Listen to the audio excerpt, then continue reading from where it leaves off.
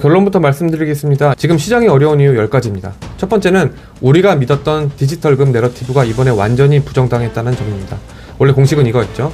경제가 불안해지면 비트코인은 오른다. 그런데 지금 보세요. 미국 재정 적자, 금리 불확실성, 지정학적 리스크까지 이 정도면 비트코인이 나라의 정상인데 실제로 돈이 어디로 갔죠?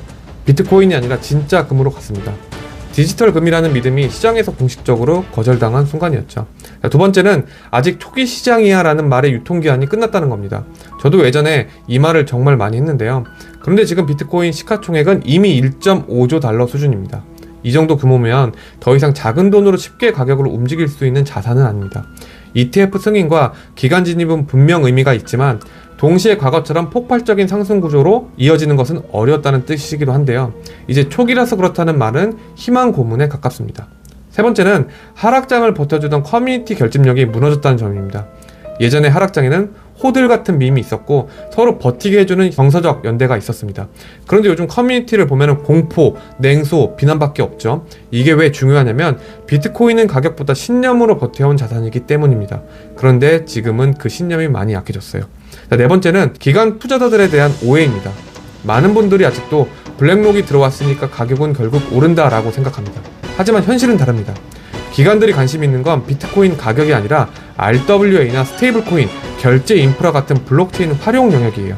그들은 비트코인을 펌핑해서 개인 투자자를 구조해줄 이유가 없습니다. 기관 채택과 가격 상승은 같은 말은 아니에요. 자, 다섯 번째는 규제 이슈입니다. 그동안 시장은 규제만 풀리면 떡상을 기대해왔죠. 그런데 ETF 승인, 친화적인 정치 환경, 규제 완화 기대감까지 이미 다 나왔습니다. 그럼에도 가격이 오르지 않는다는 건 이제 규제라는 재료 자체가 소멸됐다는 뜻입니다. 더 이상 남아있는 호재가 없어요. 자, 여섯 번째는 자본과 인재의 이동입니다. 지금 실리콘밸리와 월가 중심의 화두는 크립토가 아니라 AI입니다. VC 미팅을 가보면 크립토 이야기는 거의 없고 전부 AI 생산성, AI 인프라 얘기뿐인데요. 자본은 항상 다음 이야기를 찾고 지금 다음 이야기는 AI입니다. 크립토는 상대적으로 지난 유행처럼 보이기 시작했어요. 일곱 번째는 채굴업계 변화입니다. 요즘은 비트코인을 채굴하는 것보다 같은 전기와 칩으로 AI 데이터 센터를 돌리는 게 더 돈이 됩니다. 그래서 채굴 기업들이 하나둘씩 데이터 센터 회사로 전환을 하고 있어요. 이건 단순한 사업 변화가 아니라 장기적으로 비트코인 네트워크 보안에 대한 리스크로 이어질 수 있는 문제입니다. 여덟 번째는 양자 컴퓨터 리스크입니다. 예전에는 SF 영화 같은 이야기로 치부됐지만 최근에는 기관차 이 문제를 공식적으로 언급하기 시작했습니다. 마이크로 스트레치즈가 실적 발표 자리에서 양자 이야기를 했다라고 하는 건 이 리스크가 실제 테이블 위에 올라왔다는 뜻입니다.